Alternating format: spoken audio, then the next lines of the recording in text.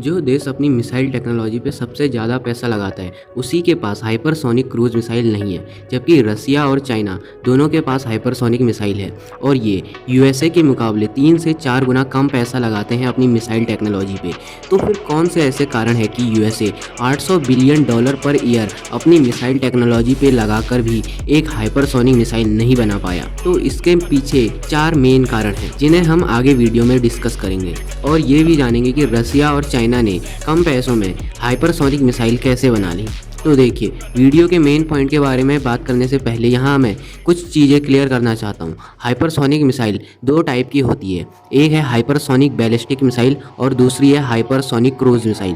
दोनों ही अलग तरह की हैं। जो हाइपरसोनिक बैलिस्टिक मिसाइल है वो पहले स्पेस में जाएगी, फिर अपने टारगेट की तरफ हाइपरसोनिक स्पीड से आएगी, और दूसरी हाइपरसोनिक क्रूज मिसाइल एटमॉस्फेयर के अंदर ही ट्रेवल करती है। और इन दोनों ही मिसाइल में बहुत फ़र्क है। यहाँ मैं आपको हाइपरसोनिक बैलिस्टिक मिसाइल के बारे में नहीं बताऊंगा, इसके बारे में फिर कभी जानेंगे। अभी मैं आपको हाइपरसोनिक क्रूज मिसाइल के बारे में बताऊंगा। इसकी स्पीड 5 मैक प्लस होती है और ये ज़मीन से बहुत करीब और बार बार अपनी डायरेक्शन बदल सकता है, जिससे इसे इंटरसेप्ट करना बहुत मुश्किल हो जाता है और इसीलिए हर देश इसे बनाना चाहता है, पर इसे बनाना बहुत मुश्किल है। लेकिन क्यों, आओ बताता हूँ।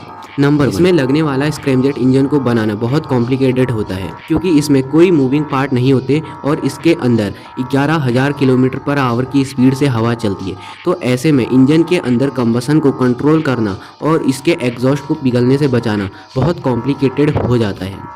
Number 2, missile control.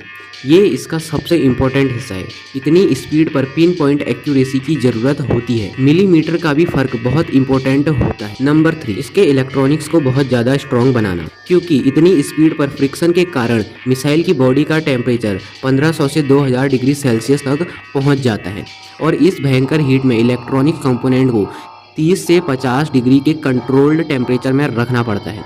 और हाइपरसोनिक क्रूज मिसाइल में ये 3 सबसे मेन कारण हैं, जिस वजह से इसे बना पाना बहुत कॉम्प्लिकेटेड हो जाता है। अब जानते हैं कि यूएसए इस मिसाइल को डेवलप करने में पीछे क्यों रह गया। तो देखो, इसके 4 मेन कारण हैं। पहला है हाई एक्यूरेसी। यूएसए अपने हाइपरसोनिक क्रूज मिसाइल को नॉन न्यूक्लियर बनाना चाहता है, तो इसलिए हाई एक्यूरेसी की ज़रूरत पड़ती है। अगर न्यूक्लियर मिसाइल 200-300 मीटर दूर भी गिरे तो भी कोई टेंशन नहीं, लेकिन कन्वेंशनल मिसाइल में एक्यूरेसी की बहुत ज़्यादा ज़रूरत पड़ती है। भले ही ये अपने एक हिट में एक एयरक्राफ्ट कैरियर के 2 टुकड़े कर दे, पर इसका इम्पैक्ट रेडियस ज़्यादा नहीं होता। दूसरा है लिमिटेड विंड टनल। यूएसए के पास बहुत कम विंड टनल है इन हाइपरसोनिक मिसाइल को टेस्ट करने के लिए, जिस वजह से इनके नए प्रोजेक्ट महीनों तक रुक जाते हैं। तीसरा है रिस्क अवेयरनेस। अब इसमें क्या होता है, तो देखो, जब भी यूएसए में कोई प्रोजेक्ट फेल होता है तो यूएसए की पेंटागन के बहुत स्ट्रिक्ट रूल हैं। वो पूरे प्रोजेक्ट को रोक देती है, महीनों तक जांच होती है और जब तक जांच पूरी नहीं होती तब तक प्रोजेक्ट पूरी तरह से रुक जाता है। और चौथा है शिफ्टिंग प्रॉपर्टी। कोल्ड वॉर खत्म होने के बाद यूएसए ने हाइपरसोनिक मिसाइल प्रोजेक्ट से अपना पूरा ध्यान हटा दिया था। तो फिर रसिया और चाइना ने इतनी जल्दी हाइपरसोनिक मिसाइल डेवलप कैसे की? रसिया और चाइना की मिसाइल को न्यूक्लियर बेस्ड रखा गया है, जिस वजह से इन्हें हाई एक्यूरेसी की ज़रूरत नहीं पड़ती है और इनके पास ना तो विंड टनल्स की कमी है और ना ही यूएसए जैसे स्ट्रिक्ट रूल है, जिस वजह से ये मिसाइलें जल्दी बन गई। और अगले साल तक यूएसए भी अपनी आर्मी और एयरफोर्स में हाइपरसोनिक क्रूज मिसाइल इंडक्ट कर देगा।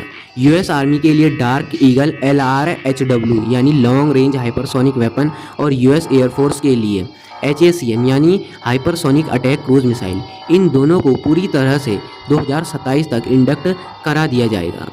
और अगर आपको भारत की हाइपरसोनिक मिसाइल के बारे में जानना है तो स्क्रीन पर आ रही वीडियो पर टैप करें। मैं मिलता हूँ वहीं। जय हिंद, जय भारत।